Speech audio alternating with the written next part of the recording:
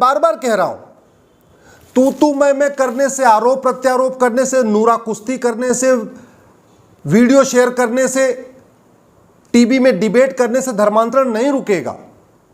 सबसे पहले जिहादियों की और मिशनरियों की फंडिंग रोकना पड़ेगा।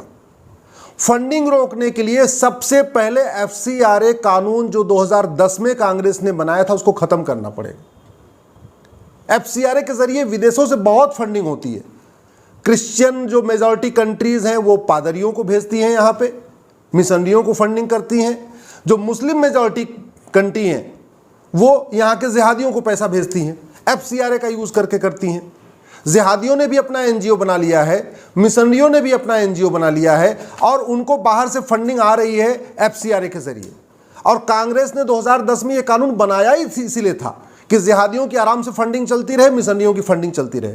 तो जब तक FCRA खत्म नहीं होगा, NGO की ऑडिट करने से, NGO पे छापा मारने से फंडिंग बंद नहीं होगी। FCRA कानून को पूरी तरीके से खत्म करना पड़ेगा। दूसरा, मिशनरियों को और जिहादियों को दोनों की हवाला के जरिए भी फंडिंग होती है, तो हवाला के खिलाफ कठोर कानून बनाना पड़ेगा कि जो हवाला में पकड़ा जाए 100% प्रॉपर्टी जब्त होगी और कम से कम 50 साल की सजा मिलेगी। ऐसा कानून दुनिया के कई देशों में है। तीसरा, ब्लैक मनी के जरिए फंडिंग होती है, काले धन की।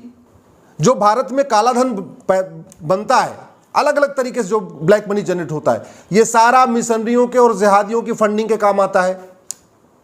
इसी तरीके जो ड्रग स्मगलिंग से पैसा मिलता है, पूरे देश में जो नशे का कारोबार है, चाहे वो चरस का कारोबार है, अफीम का है, या हीरोइन का है, या गांजे का जो कारोबार है, उससे जो पैसा आता है उसका बहुत बड़ा हिस्सा मिशनरियों को और जिहादियों को कन्वर्जन के काम आता है।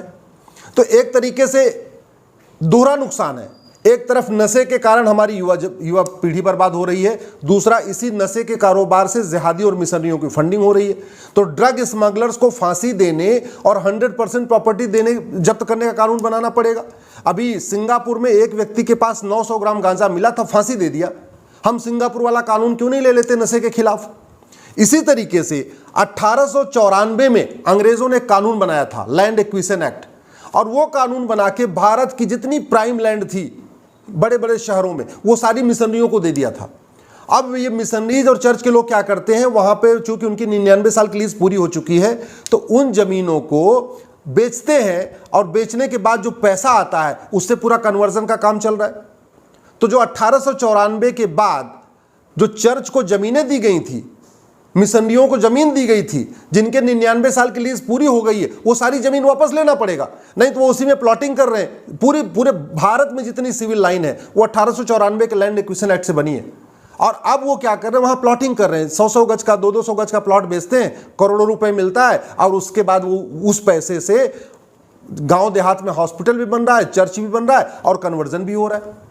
तो इसलिए फंडिंग रोकने के लिए 5 काम करना पड़ेगा। FCRA कानून खत्म करना पड़ेगा, हवाला कारोबार के खिलाफ कठोर कानून बनाना पड़ेगा, 100% प्रॉपर्टी जब्त करने और आजीवन कारावास देने के लिए, ब्लैक मनी वालों को 100% प्रॉपर्टी जब्त करने और आजीवन कारावास के लिए कानून बनाना पड़ेगा, ड्रग स्मगलिंग के खिलाफ सिंगापुर जैसा कानून बनाना पड़ेगा, 100% प्रॉपर्टी जब्त करने और फांसी देने, और 1894 के बाद जो मिशनरियों को जमीन दी थी, चर्च को जमीन थी, वो सारी विड्रॉ करना पड़ेगा। उन सबका 99 साल का लीज पूरा हो गया।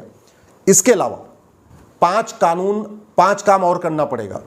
मैं गारंटी के साथ कहता हूं, धर्मांतरण रुक जाएगा। धर्मांतरण राष्ट्रीय सुरक्षा के लिए खतरा है, इसलिए जो भी मिशनरी या जिहादी कन्वर्जन में पकड़ा जाए उसके खिलाफ NSA लगाना पड़ेगा, नेशनल सिक्योरिटी एक्ट लगाना पड़ेगा। धर्मांतरण हमारी राष्ट्रीय एकता अखंडता के लिए खतरा है, इसलिए जो मिशनरी या जिहादी धर्मांतरण में पकड़ा जाए उसके खिलाफ UAPA लगाना पड़ेगा। धर्मांतरण एक ऑर्गेनाइज्ड क्राइम है, इसमें कई सारे लोग होते हैं, इसलिए नार्को पॉलीग्राफ ब्रेन मैपिंग कानून बनाना पड़ेगा, और जो आदमी धर्मांतरण में पकड़ा जाए उसका narco polygraph brain mapping test करके पता करने पड़ेगा कि इसमें कितने कितने और लोग शामिल हैं, कौन फंडिंग कर रहा है, कौन मदद कर रहा है, कौन उनको गाड़ी मुहैया करा रहा है, कौन उनको जमीन दे रहा है, जो भी पूरा नेक्सस पकड़ना पड़ेगा। और चूंकि धर्मांतरण एक ऑर्गेनाइज्ड क्राइम है, इसलिए पूरे नेटवर्क के खिलाफ गैंगस्टर एक्ट लगाना पड़ेगा। धर्मांतरण एक तरीके से अप्रत्यक्ष युद्ध है, भारत के खिलाफ एक वेज वॉर है, एक तरीके से इनडायरेक्ट वॉर है भारत के खिलाफ। भारत के कल्चर को खत्म करने के लिए, भारत की पूरी डेमोग्राफी को चेंज करने के लिए। इसलिए जो आदमी धर्मांतरण करा रहा हो या धर्मांतरण कराने वालों की मदद कर रहा हो, उसके खिलाफ सेक्शन 121 इंडियन पिनल कोड लगाना पड़ेगा। और केवल धर्मांतरण कराने वालों का नहीं, जो धर्मांतरण कराने में इनडायरेक्टली मदद कर रहे हैं, पैसा दे रहे हैं या फर्जी आधार बनाते हैं या फर्जी राशन कार्ड बनाते हैं या फर्जी ड्राइविंग लाइसेंस बनाते हैं या वोटर आईडी बनाते हैं, जिस भी तरीके से मदद कर रहे हैं उनके खिलाफ भी एनएसए लगाना पड़ेगा, यूएपीए लगाना पड़ेगा, गैंगस्टर एक्ट लगाना पड़ेगा और सेक्शन 121 इंडियन पिनल कोड यानी वेज वॉर लगाना पड़ेगा। और इंडियन पिनल कोड में एक नया चैप्टर डालना पड़ेगा, ऑफेंस रिलेटिंग टू कन्वर्जन। हमारे आईपीसी में धर्मांतरण के खिलाफ कोई चैप्टर नहीं है। हमारे ऑफेंस रिलेटिंग टू रिलीजन तो है, लेकिन ऑफेंस रिलेटिंग टू कन्वर्जन नहीं है। यानी धार्मिक भावना आहत करने पे इंडियन पिनल कोड में प्रावधान है, लेकिन धर्मांतरण कराने पे कोई प्रावधान नहीं है। और धर्मांतरण पूरे देश की समस्या है, किसी एक राज्य की समस्या नहीं कि फला राज्य ने एंटी कन्वर्जन लॉ बना लिया, फला राज्य ने एंटी कन्वर्जन लॉ बना लिया। अब यूपी ने बना लिया, हरियाणा ने बना लिया, तो क्या धर्मांतरण क्या हो रहा है? धर्मांतरण दिल्ली में हो रहा है। भाई बॉर्डर है, आप गाजियाबाद में धर्मांतरण नहीं कर सकते, यहाँ कानून बन गया है, तो आप रोड क्रॉस करके दिल्ली में एंटर कर जाइए, वहां धर्मांतरण कर सकते हैं। नोएडा में धर्मांतरण नहीं कर सकते, कानून बन गया है, चूंकि नोएडा यूपी में, आप रोड क्रॉस करके मयूर विहार में एंटर कर जाइए, वहां धर्मांतरण कर लीजिए। इसी तरीके हरियाणा के गुरुग्राम में धर्मांतरण नहीं कर सकते, वहां हरियाणा ने कानून बना दिया, रोड क्रॉस करके एयरपोर्ट पे आ जाइए, महिपालपुर वाले एरिया में आ जाइए, जो दिल्ली का इंटरनेशनल एयरपोर्ट है, वहां आ जाइए, वहां धर्मांतरण करा लीजिए। धर्मांतरण के खिलाफ इंडियन पिनल कोड में एक नया चैप्टर लाना पड़ेगा, ऑफेंस रिलेटिंग टू कन्वर्जन।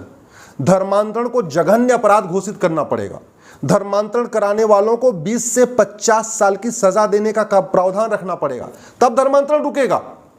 धर्मांतरण से राष्ट्रांतरण होता है, धर्मांतरण से भाषा बदलती है, धर्मांतरण से जीवन शैली बदलती है, धर्मांतरण से खान पान बदलता है, धर्मांतरण से तीज त्योहार बदलता है, धर्मांतरण से रीति रिवाज बदलता है, धर्मांतरण से व्यक्ति का व्यवहार बदलता है, धर्मांतरण से राष्ट्र के प्रति सोच बदलती है, धर्मांतरण से पूरी नजरिया बदल जाता है।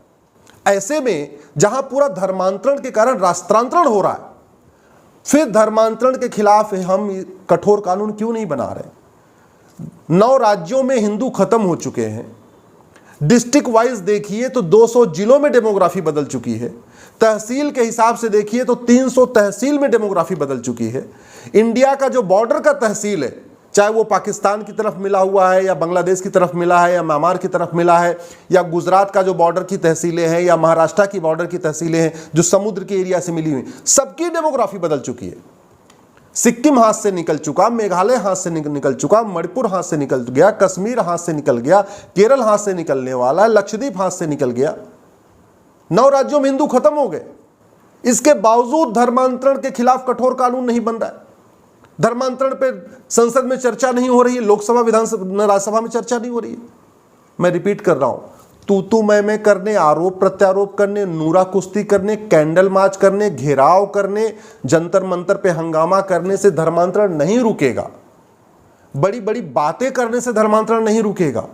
धर्मांतरण के कारण डेमोग्राफी बदल रही है। फ्रांस से हमें सीखना पड़ेगा किस तरीके से फ्रांस 15 दिन जला है, 3 महीने तक जला है।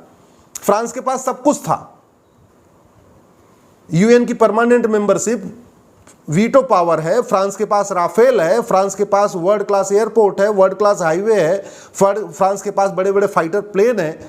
कुछ काम नहीं आया, 3 महीने फ्रांस जला है। तो हम वही काम क्यों कर रहे हैं जो फ्रांस कर रहा है? फ्रांस के पास एक ही चीज नहीं था, कठोर कानून नहीं था, सठे साठ्यम समाचरे सिद्धांत के अनुसार कानून नहीं था, इसलिए फ्रांस जला है। और अगर हमने फ्रांस से नहीं सीखा, धर्मांतरण के खिलाफ कठोर कानून नहीं बनाया, तो आने वाले टाइम में भारत की स्थिति भी पूरी तरीके से फ्रांस वाली होगी। अभी तो केवल 9 राज्यों में अल्पसंख्यक हुए हैं, 200 जिलों की डेमोग्राफी बदली है, 300 तहसीलों की डेमोग्राफी बदली है, लेकिन जिस तरीके से धर्मांतरण हो रहा है उत्तर प्रदेश में, बिहार में, हरियाणा में, पंजाब में, गुजरात में, महाराष्ट्र में, पूरे देश में हो रहा है। जिहादी और मिशनरी साम दाम दंडभेद का यूज कर रहे हैं। अगर हमने कठोर कानून नहीं बनाया, जो हमने ये 10 बताया तरीका, फंडिंग रोकने का 5 तरीका और धर्मांतरण रोकने का 5 तरीका नहीं बनाया, तो पूरा भारत कन्वर्ट हो जाएगा, कोई नहीं बचा पाएगा।